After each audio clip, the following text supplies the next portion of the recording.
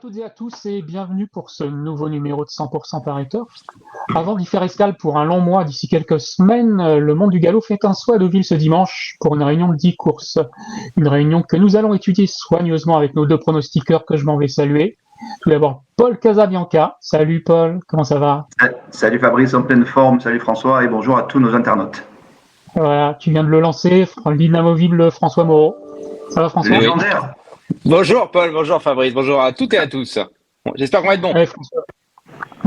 François, tu gardes la main. On va tout de suite étudier la première course de ce programme et on attaque avec le prix de Tancarville où 6 poulains de 2 ans s'apprêtent à faire leur premier pas sur les 1200 mètres de la ligne droite. François, pas forcément simple. Non, pas simple. J'ai fait confiance au pensionnaire de Jean-Claude Rouget. Tous ces 2 ans ont bien couru depuis le début de l'année. C'est le numéro 6, Not Never. Et après, c'était un peu casse-tête. Le 4, Évadé et Munich, voilà, 2 pensionnaires dans les fables, c'est le frère de National Défense, qui était un bon 2 ans. Mais il a mis Barcelona, alors que l'autre Fabre, il a mis Mourzarbayev. Bon, voilà. J'ai mis le 5, 13e. Parce que je pense que la meilleure monte, il l'a donnée à Bourzan Mourzabayev.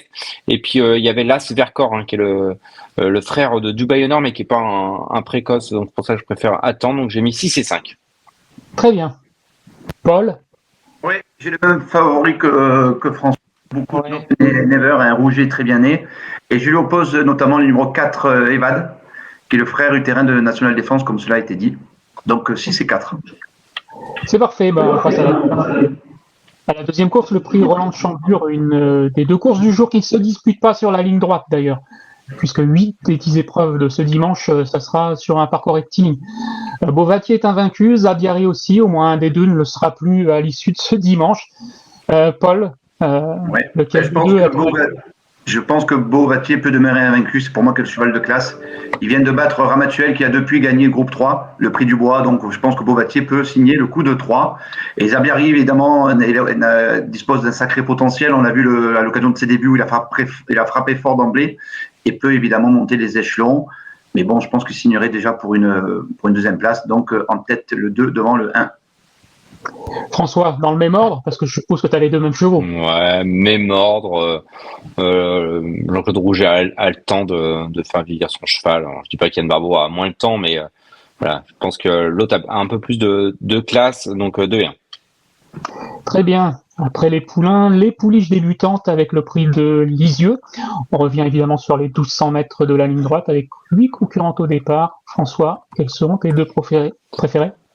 J'ai mis le numéro 6, Breezy Girl, pour notre confrère Gianni Caggiula, parce que Breezy Girl, ce n'est autre que la sœur de Brest Sky qui court le prix Jean Prat.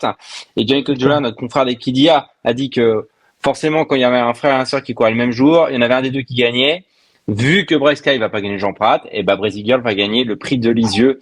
C'est une théorie qui est à plus de 10%. C'est pas non plus le truc de l'année, mais non, il n'y a pas de statistique là-dessus, bien sûr. Mais pourquoi pas, c'est des inédits. Voilà, il est bien né. Alexandro Botti se débrouille plutôt pas mal avec les 2 ans, donc pourquoi pas tenter ça. Et puis après partir, Jean-Claude Rouget, essayer d'être un peu plus confiant.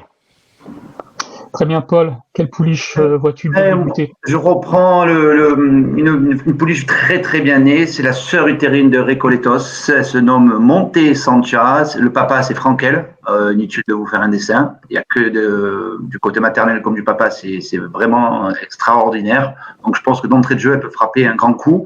J'aime aussi notamment la Rouget partir, pas un jour, comme le célèbre titre avec tout fruit, partir tout court, la référence.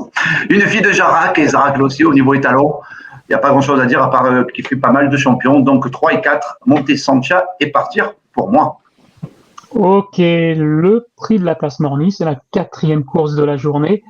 C'est le quintet aussi, un handicap pour chevaudage sur les 1200 mètres ligne droite. Paul, quelles seront tes 2 bases dans ce quintet? Ouais. Alors une base, c'est difficile dans ce quintet en ligne droite de trouver 2 bases.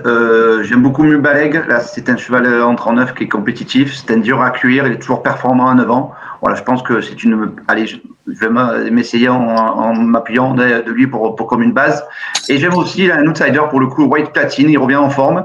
Je pense que le dernier coup, c'était un peu trop long, les 400 mètres. Là, les 1100 mètres ligne droite, ça va être beaucoup mieux. Donc oui, Tahiti a une belle carte à jouer. Donc 5 et 7. Merci François, tu as la même analyse ou... Ouais, il est vraiment pas simple. Tous les chevaux que j'aime bien ont des mauvais numéros à la corde. Et puis les chevaux que j'aime pas ont des bons numéros. Donc comme ça, on n'est pas avancé. Je me suis dit que les chevaux de l'extérieur allaient... ouais, pas simple. Les chevaux de l'extérieur allaient s'appuyer entre eux et j'ai mis Restif, le numéro 2, associé à Marie Vallon, donc corde 15. Voilà, j'ai bien aimé ses dernières sorties, c'était hyper bien à Chantilly, sur 1200 mètres, à Fontainebleau c'était pas si mal que ça. Voilà, je trouve ça sympa. Et le 3, Bailey's Blues, Tony Picon, donc corde 14, donc c'est pareil, un peu pas simple, mais c'était hyper bien dans un handicap à Fontainebleau la dernière fois. C'était un animateur, donc je me dis qu'il va emmener le wagon de l'extérieur et puis qu'ils vont aller au bout, 3 et 2, enfin 2 et 3 plutôt. C'est possible, effectivement. On passe au prix Jean Prat, le temps fort de cette réunion. Un groupe 1 pour les 3 ans sur 1400 mètres ligne droite. A priori, les tricolores vont devoir sortir le grand jeu pour faire bonne figure. François, quels seront tes 2 préférés? Ils seront français?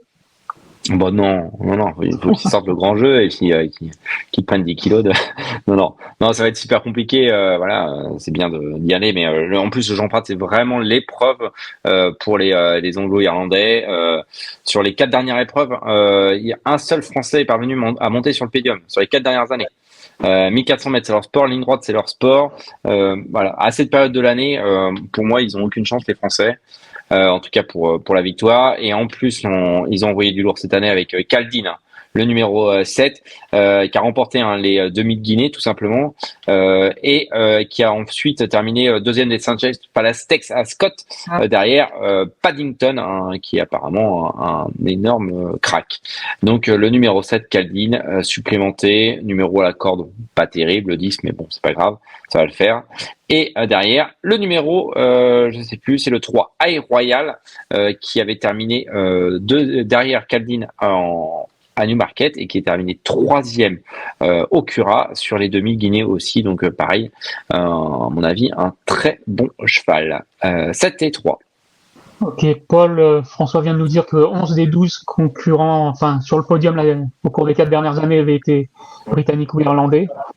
Alors, son favori, je pense que Caldine, tombé sur Paddington l'autre jour, qui est vraiment un drôle de cheval à Ascot. C'était un vrai cheval de groupe 1, spécialiste de ligne droite, 1400 mètres, ça va le faire. Corde 10, je suis pas inquiet par rapport à ça, c'est un rouleau compresseur. Donc le 7, ok, pour moi, c'est le cheval à battre. Et par contre, j'aime beaucoup Sauternes. C'est vrai qu'elle était 3e de la poule des pouliches. Elle peut surprendre. Patrice Cotier m'a dit qu'elle était vraiment extra à l'entraînement. Il faut espérer un petit peu de terrain souple. Est-ce qu'il va pleuvoir vraiment assez pour que le terrain soit souple? Je suis pas le dieu de la météo. Mais si c'est le cas, je pense que Sauternes peut être dans les 3 premiers. Donc le 7 et le 10. Il semblerait qu'il y ait un petit peu plus d'annoncés là dans les 2 jours qui viennent. On va voir. Voilà. À voir quand même. Ça pourrait avantager Sauternes et je pense que Caldine, ça va pas le déranger non plus. Ok. Les cracks vont de partout, n'est-ce pas François? Exactement. Et ils sortent même de Calas parfois. Ils sortent même de Calas. Parce qu'à Calas aussi, nous craques. Donc Sauternes, petite craque. Allez, on passe au prix Amandine. Pour pouliche de 3 ans sur les 1400 mètres de la ligne droite. Paul, 9 concurrentes qui pour beaucoup restent sur des échecs ou alors montent de catégorie. Le choix n'est pas forcément aisé. Ouais, j'ai misé sur la fraîcheur et la qualité de Ritournelle, là aussi, qui nous vient de Calas. C'est une pouliche perfectible qui, pour moi, a la pointure d'un tel lot. Et je me méfie notamment de Fansimi. J'aime beaucoup la ligne de la poule d'essai des pouliches, comme tu peux le constater. Voilà, sur cette valeur-là, elle peut le mener la vie dure. Donc, elle vise moyen avec des prétentions. Donc, Ritournelle et Fansimi. Très bien, François, toi? Les deux mêmes et dans le même ordre. Mais non. Si, non, j'aime beaucoup Ritournelle. Alors, j'aime pas du tout la ligne du Imprudence. Parce que c'était n'importe quoi ce jour-là. Mais voilà, moi je trouve qu'avant, elle avait montré un truc.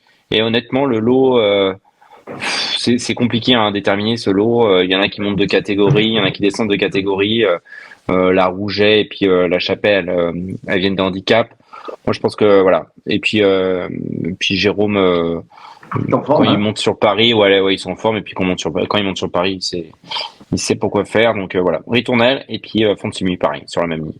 C'est pas mal comme couplet, hein. Peut être rémunérateur, c'est pas mal. Ouais, On tente. Allez, soyons fous. Ouais, le 7e, maintenant, le prix de Ris-Orangis, toujours la ligne droite, et un nouveau groupe 3 sur 1200 mètres pour des concurrents de 3 ans. Boutemont vient de renouer avec la victoire. Est-ce que ça suffit pour retenir ton attention, François? Oui, ouais, j'aime bien ce cheval. Il avait gagné l'an dernier le prix de Mottry. Je pense qu'il va aller faire le même chemin. Il est terminé 4e de cette course l'an dernier. Moi, je le trouve très en forme. Les Britanniques sont pas venus à part Spycatcher, notre ami de Karl Burke. Voilà, donc je pense que ça peut suffire. Et puis derrière, j'ai mis Spycatcher justement, l'anglais, parce que sur le sprint, voilà, on est un peu en difficulté, mais normalement ça va le faire là avec Boutemont. Bon, on y croit. Paul. On y croit. Ouais, bah écoute, moi, j'ai préféré prendre le 2e de l'an passé plutôt que le 4e. À chacun ses prétentions, hein. Voilà, tout est relatif. Et donc, le 2e de l'an passé, c'est Batwan. Je pense que 1200 mètres, voilà, c'est vraiment son parcours de prédilection. C'était pas mal le dernier coup à Longchamp, je crois, de mémoire. Donc, voilà, je pense que le 2, Batwan, peut faire voire aussi mieux que l'an passé, et pourquoi pas s'imposer. Et je tentais un coup de poker, Chalromy, la seule 3 ans au départ, je crois. Elle reçoit du poids de tous ses adversaires. Elle a toujours été estimée. Alors, c'est une jument qu'il faut attendre dans le parcours. Les 1200 mètres, ça va barder. Elle va vraiment, vraiment finir vite. Voilà, elle reçoit 4 kilos de la plupart de ses rivaux. Il paraît que le poids fait les courses, même. Voilà. Pour moi, ça peut être dans les 3. 2 et 9. Précisons, Batwan a été vendu au footballeur Mathieu Cafaro. En plus. Mais c'est pas pour ça que je l'ai choisi. Non, j'aimais bien. Là aussi, Batman, ça serait bien en terrain souple, ça serait encore un plus. Mais il faut qu'il pleuve. On passe au prix Goldikova, des juments de 4 ans sur le parcours de 1600 mètres en ligne droite. Ils seront 9 au départ. François, ça semble assez ouvert. Quel sera ton jumelé?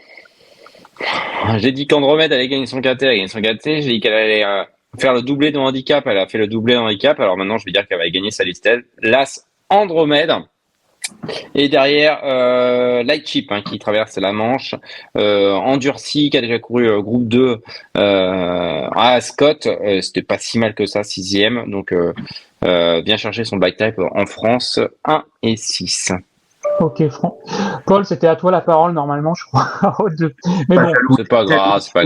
Il va dire les mêmes que moi de toute façon. Oui, pour Andromède, on est d'accord. Je pense qu'il y a rien à dire. Et là, je vais tenter un petit coup avec l'Hollywood. Je sais pas ce que j'ai en ce moment avec des chevaux de Caroline Barn. Je pense qu'ils reviennent en forme. L'autre jour, c'était pas si mal. Elle a eu du mal à trouver l'ouverture. Elle a fini vite. C'était sur 1400 mètres à Longchamp. Là, si elle parvient à trouver les bons dos, pourquoi pas. C'est une jument qui va de l'avant. Donc, ouais, l'Hollywood, le 2, et hélas, Andromède. C'est noté. Là, on passe à la 9e, le prix de la Fontaine-Mornis, la 2e épreuve du handicap divisé. Donc, on emprunte le même parcours, toujours sur 1200 mètres ligne droite, et toujours avec des concurrents de 4 ans et plus. Du coup, Paul, il y a 18 concurrents. Je reprends la main. Alors là aussi, c'est pas simple. L'équation n'est vraiment pas simple à résoudre. Voilà, je fais confiance sur les performances du passé de Drogo, là, en bas de tableau. Je me dis pourquoi pas. Allez, Drogo, le 15, voilà. Si ça se passe, je peux remporter l'épreuve. Et je pose notamment le numéro 16, Bico, qui lui aussi est un vieux tonton âgé de 9 ans. Il a bien affiché net Rogan Form et je le crois capable de confirmer. Voilà, c'est peut-être 2 outsiders, Drogo et Bicourt. C'est peut-être un jumelé à 50 contre 1. Soyons fous. Bah, écoute, si ça rentre, on va pas s'en plaindre. François. T'as pas les mêmes, François, non? Non, j'ai tenté le 13, Equilot, qui avait gagné à Dieppe sur 1100 mètres. Le coup d'après, faut l'oublier, parce que le cheval s'est cabré, il a perdu de nombreuses longueurs, et puis sur cette distance, c'était foutu. Il y a la décharge d'Arthur Mossé, corde 7. Voilà, je suis pas plus inspiré que ça, on va pas se mentir, mais pourquoi pas. Et après le 8, Talinski qui vient de gagner à Dieppe sur 1000 mètres ligne droite. Prix de 2,5 kg, doublé de handicap à ce niveau-là, ça se fait très facilement. 13 et 8. Comme Andromède, par exemple. Voilà. Les références. On termine avec le prix de Port-Deauville. C'est pas la course la plus prestigieuse du jour, mais c'est la seule épreuve de tenue de toute la Réunion. Une réunion qui fait part belle aux sprinters et aux flyers, donc un handicap sur 2500 mètres qui se disputera sur la PSF. François, tu as la parole pour cette dernière course. Ouais, j'ai mis le 3 Delchia, qui reste sur rien du tout d'intéressant. Mais mais comme forcément c'est le jeu des handicaps, Oui. il descend de valeur. Il arrive en 25 dans valeur sur un parcours où il a très bien réussi par le passé en 2022 quand il savait encore courir. Donc, et Augustin Madamel est en pleine forme. Donc voilà, je me dis que le numéro 3 Delcher, c'est peut-être le bon moment. Alors je me trompe peut-être, mais voilà. Et après le 8 King Kickboxing en plus, facile à dire pourtant, qui a gagné à Dieppe sur 2400 mètres, qui a déjà bien fait à Deauville. Son entraîneur est Deauvillais, Stéphane Cyrulis. Donc pourquoi pas le 3 et le 8. Ok, Paul, c'est à toi d'offrir le dernier couplet de la réunion. J'espère, je croise les doigts. On en a un en commun déjà. Kickboxing, le 8, confirmé sur PSF, s'annonce très dangereux. Et d'autant que, comme il dit François, il évolue un petit peu à domicile. Et j'ai bien aimé la rentrée de numéro 4, Munadram, il n'y a pas de E, donc Munadram tout simplement. Et je pense qu'il va progresser, comme tout le monde, sur sa course de rentrée. Donc voilà, 8 et 4 pour moi dans la dernière. C'est d'accord, c'est l'heure du coup sûr, c'est l'heure de déterminer quel sera votre favori parmi les 20 chevaux que vous venez de citer. Paul? Écoute, ouais, comme je te disais en préambule, j'aime beaucoup le Beauvatier. Je pense que vraiment c'est un drôle de cheval. Il peut demeurer invaincu. Alors il y aura un 70, un 80, 2 contre 1. Vraiment, je serais déçu d'être battu par Zabiaré. Il n'y aura pas de. Il n'y aura pas de, je pense pas, moi. 4 partants, il n'y aura pas de. Un 70. Hey, avec tous les 50 qu'on a filés au cours de la réunion, on peut. Moi, je suis pas gourmand. Tu me donnes un 1,70 par jour, même tous les 2 jours. Et peut-être qu'on se voit à Cancun toutes les semaines. Hein, exactement. De rien, ça rapporte plus que le livret. Voilà. François. 70%. Ritournelle. Là, il y aura une cote. Il y aura 5 balles. Ouais, 4 balles. Ouais, 5 balles. Le 607, Ritournelle, Jérôme Régnier, Tony Picon. Mais toi, tu peux être battu. Moi, je vais gagner. Tu vois la nuance. Ouais. Toi, dans le cas des 4, t'es 4e en même temps. Ouais, moi, je suis pas payé. Non, je vais être payé, moi. T'es dans le top 4. Ah non, moi, je veux pas être Super 4, je veux gagner. Je suis un winner. Ah, d'accord. Ok, d'accord. Ça marche. Merci les gars. On vous remercie pour vos indications et puis vos pronostics. La semaine prochaine, on se retrouvera pour une nouvelle réunion de plat du côté de Chantilly, avec notamment le prix Robert Papin. D'ici là, passez un bon week-end et une belle semaine. À très vite. Salut à tous. Salut, à bientôt. Ciao tout le monde. Merci Fabrice. Merci à vous d'avoir suivi cette vidéo. Alors pour vous abonner à notre chaîne YouTube, c'est ici. Et pour suivre encore plus de vidéos Paris Turf, c'est de ce côté.